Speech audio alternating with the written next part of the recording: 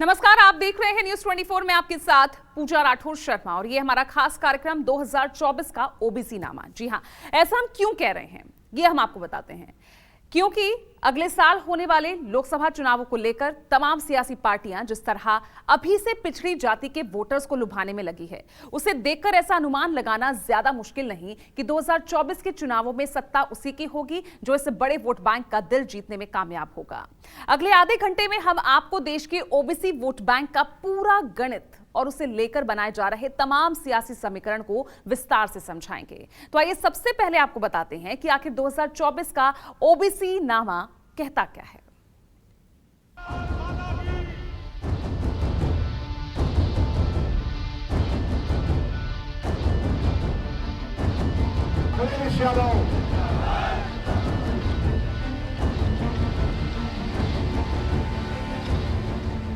जब कोई सत्तासीन पार्टी देश के राजनीतिक किले पर तीसरी बार कब्जा करने के लिए कृत संकल्प दिखाई दे, तो विरोधियों को जंग के मैदान में उतरने से पहले अपने सबसे ताकतवर अस्त्रों और शस्त्रों का परीक्षण कर ही लेना चाहिए। इन दिनों देश की सियासत में भी यही हो रहा है। बीजेपी के विरोधी अपनी हर सियासी तीर जांच रहे हैं, अपना हर राजनीतिक दांव आजमा रहे हैं। बीजेपी जो हार्डकोर हिंदुत्व के एजेंडे पर अपनी पकड़ मजबूत कर रही है, त्यों तो इसके जवाब में तमाम सियासी सूबों के विरोधी क्षेत्र मोदी को हराना है तो जाति ही तराना है का गाना एक सुर में गा रहे हैं। देश की राजनीति में जातियों का जिक्र आते ही सबसे पहली नजर उस सबसे बड़े ओबीसी वोट बैंक पर पड़ती है जिसने 90 के दशक से सरकारों को बनाने और गिराने में बड़ी भूमिका निभाई है। समाजवादी पार्टी के सूरमा अखिलेश यादव की नजर तो बिल्कुल इसी पर जाकर गड़ गई है। इन्होंने एनडीए को चुनावी मैदान में धूल चटाने के लिए एक नई चुनावी तुकबंदी गढ़ी, पीडीए यानी पिछड़ा, दलित और अल्पसंख्यक।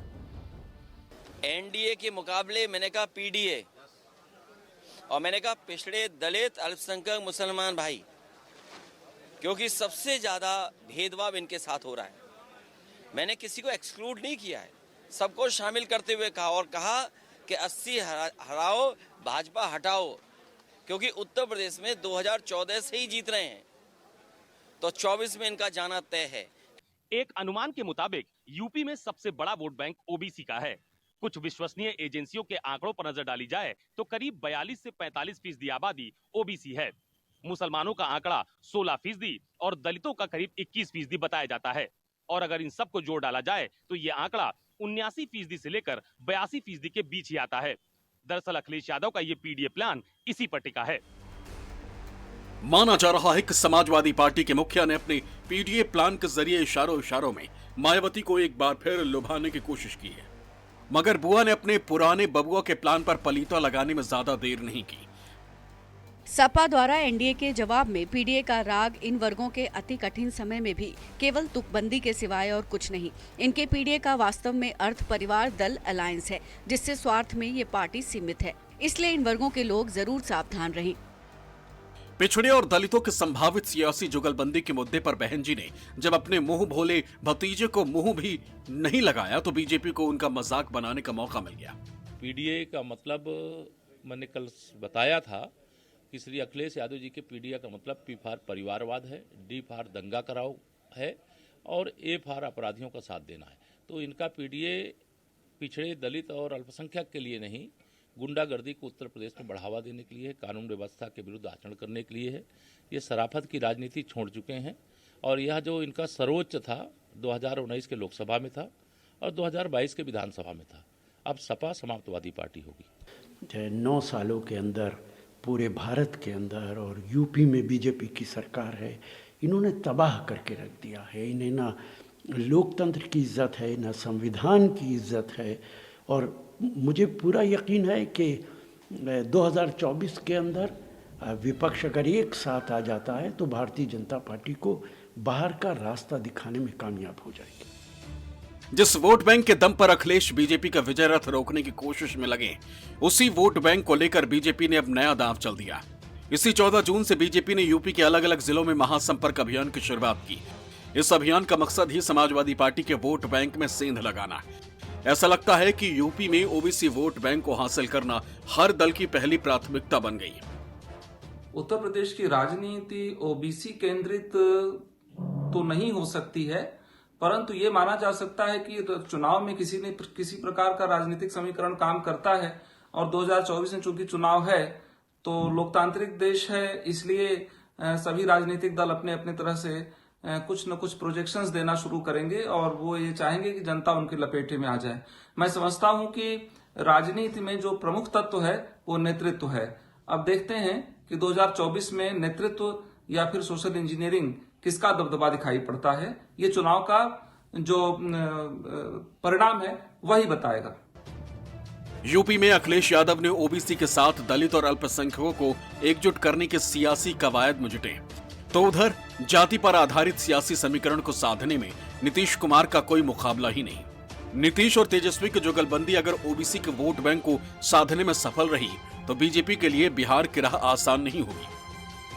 माना जाता है कि बिहार में ओबीसी के वोटर 25 से 30% तक बढ़े हैं। 90 के दशक में मंडल कमीशन लागू होने के बाद चाहे किसी की भी सरकार बनी हो, ओबीसी की संख्या, ओबीसी के वोटर्स की अहमियत ज्यादा रही है। माना जाता है कि सबसे ज्यादा आरजेडी की इस वोट बैंक पे पकड़ है, लेकिन नीतीश कुमार भी इसी कम्युनिटी से आते हैं, उनकी भी ओबीसी में अच्छी खासी पकड़ है। माना जा रहा है कि तेजस्वी और नीतीश की इस जोड़ी को बराबरी का टक्कर देने के लिए ही बीजेपी ने ओबीसी समुदाय से आने वाले सम्राट चौधरी को प्रदेश अध्यक्ष के तौर पर मैदान में उतारा। इससे मुकाबला कांटे का नहीं तो कम से कम दिलचस्प तो बन ही गया। शकुनी चौधरी के पुत्र हैं सम्राट चौधरी, तो उनकी राजनीति उनके साथ हमेशा मिलता रहा। नीतीश कुमार को जब समता पार्टी थी तो उस समय भी इनको एक तरह से सहानुभूति मिला, उनका अति पिछड़े का वोट मिला। लेकिन उन सब को देखते हुए इस बार जो राजनीति जो हो रही है, भाजपा ने वहीं का मोहरा अपने पास खींच लाया है, तो सम्राट चौधरी को बनाया है। तो जाहिर है कि पहले वाली स्थिति अब जो है नीतीश कुमार के साथ नहीं रहेगी, बहुत हद तक परिस्थितियां बदलेगी, जिस तरह का अभी समीकरण देख रहा है। आइए अब आपको समझाते हैं कि 2024 के चुनावों से पहले तमाम दलों के बीच देश में ओबीसी वोटर्स को रिझाने की इतनी आपाधापी क्यों मची। 1980 में मंडल आयोग की रिपोर्ट में ओबीसी देश की जनसंख्या का 52% बताया गया। हालांकि उनका यह अनुमान 1930 की जनसंख्या पर आधारित था। राष्ट्रीय नमूना सर्वेक्षण में 2006 तक यह आंकड़ा घटकर 41% तक आ गया। जाहिर तौर पर इतनी बड़ी आबादी अगले साल के चुनावों में बड़ी भूमिका निभा सकती है, लेकिन इतने बड़े स्तर पर कभी ये लड़ाई इतनी सार्वजनिक नहीं हुई और अब यही वोट बैंक 2024 के चुनावों का सबसे बड़ा सियासी हथियार बन गया। न्यूज़ 24 के लिए लखनऊ से अशोक तिवारी के साथ पटना से अमिताभ ओझा की रिपोर्ट। नमस्कार, मैं हूं मानक गुप्ता। अगर आपको हमारा ये वीडियो पसंद आया हो तो इसे लाइक और शेयर जरूर करें, और हाँ, हमें सब्सक्राइब और फॉलो करना ना भूलें ताकि आप देश और दुनिया की कोई खबर मिस ना करें। तो जुड़े रहिए हमारे साथ और देखते रहिए न्यूज़ 24।